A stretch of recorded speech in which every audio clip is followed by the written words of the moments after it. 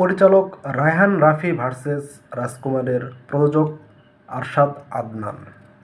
তো দুইজনের দুইটা স্ট্যাটাস নিয়ে সোশ্যাল মিডিয়ায় খুব শোরগোল পড়ে গেছে।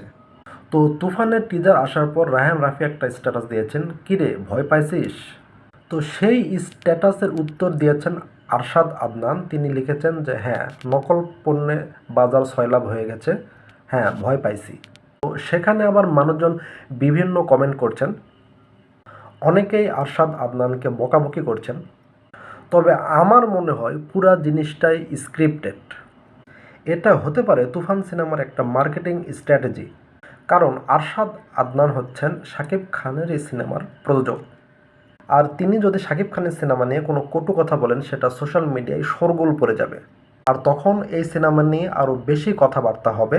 আর আমার মনে হয় এটি চাচ্ছেন তুফানের পরিচালক এবং তুফানের পুরো টিম। সুতরাং